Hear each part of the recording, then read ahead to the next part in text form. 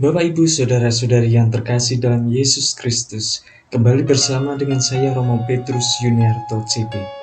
Pada kali ini kita akan merenungkan bagaimana Yesus memberikan suatu kejutan bagi para muridnya ketika mereka sedang berlayar menuju ke Kapernaum, di mana di tengah danau mereka melihat bahwa Yesus berjalan di atas air. Ketika Yesus berjalan di atas air, tentu mereka merasa terkejut. Dan di dalam Injil lain dikatakan bahwa Petrus juga ingin mengalami seperti Yesus, yaitu berjalan dalam air, tetapi karena merasa takut, ia akhirnya tenggelam dan Yesus menolongnya.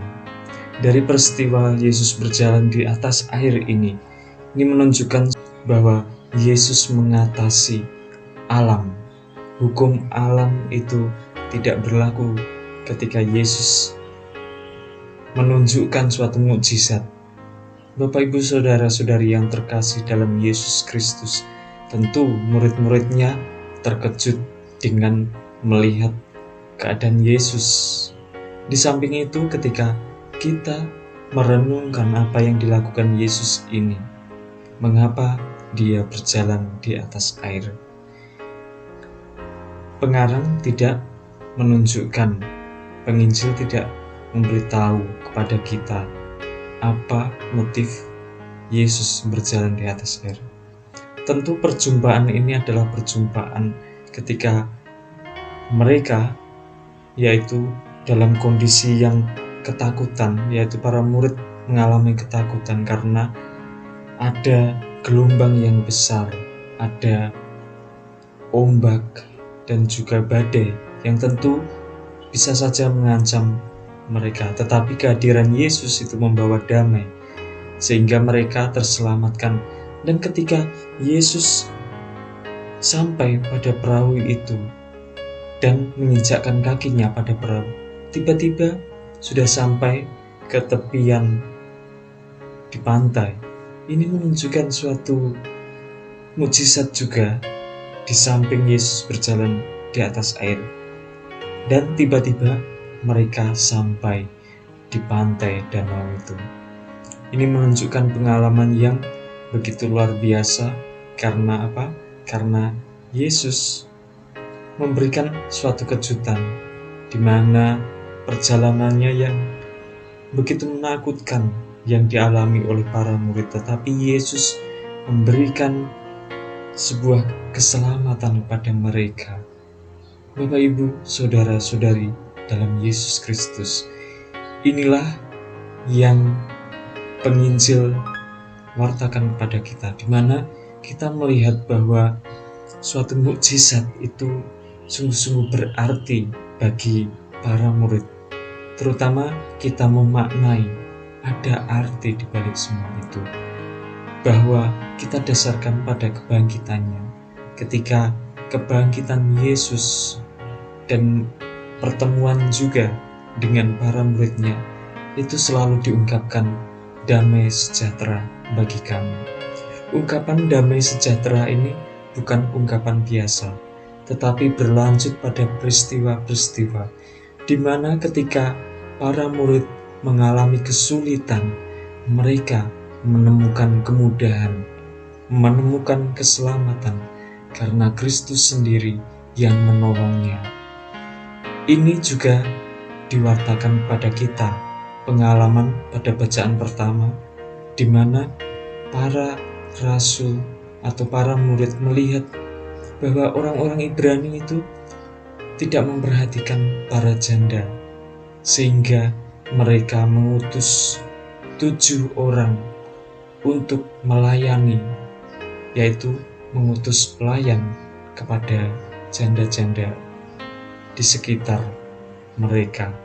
Bapak, Ibu, Saudara-saudari yang terkasih, pelayanan ini adalah bukti ungkapan dari rasa syukur di mana Yesus yang memberikan karunia Roh Kudus itu mengutus mereka sehingga mereka mendapatkan keberanian dan pelayanannya juga disertai. Sehingga ketika mereka mewartakan, ada orang-orang yang percaya dan mengikuti serta dibaptis. Maka pada peristiwa itu para murid sungguh bersyukur karena ada imam-imam yang juga percaya dan mengikuti mereka. Bapak, Ibu, Saudara-saudari yang terkasih, kiranya efek dari kehadiran Yesus ini memberikan suatu penerangan dalam hati dan juga pemahaman baru bahwa iman itu memberikan dorongan untuk melayani, dan pelayanan itu juga membantu pewartaan, karena dalam pewartaan dan pelayanan itu ada hubungannya, ada koneksinya.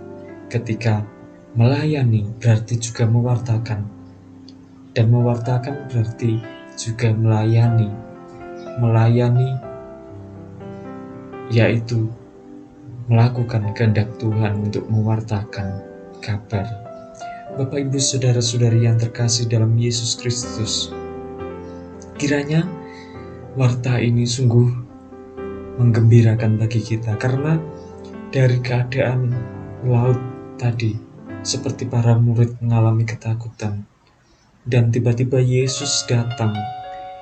Ini adalah ungkapan suatu rahmat, di mana kehadiran Yesus ke dunia untuk menyelamatkan, dan itu juga ditandai dengan penyelamatan para muridnya itu.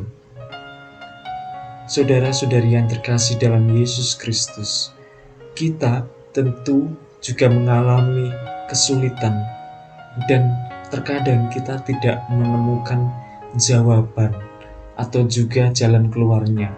Namun ketika kita tetap mengingat Tuhan, Tuhan hadir dan Tuhan menyertai kita.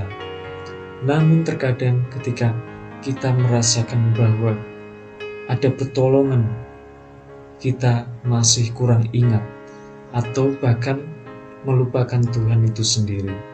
Tetapi ketika merasakan kegalauan, kegagalan, ataupun hal lainnya dalam kesulitan hidup, kita ingin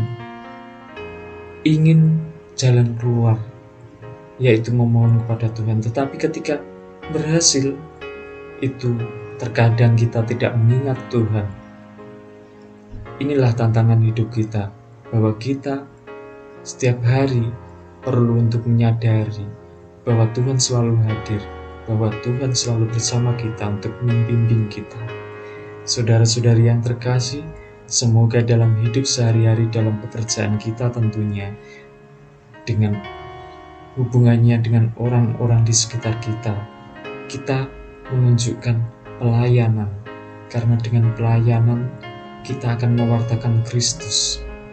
Oh ya, orang Katolik atau kita pengikut Kristus harus mempunyai semangat itu, karena ini adalah wujud dari rasa syukur kita dan juga wujud untuk berterima kasih pada Tuhan, karena Tuhan selalu menyertai kita. Semoga Tuhan memberkati. Amin.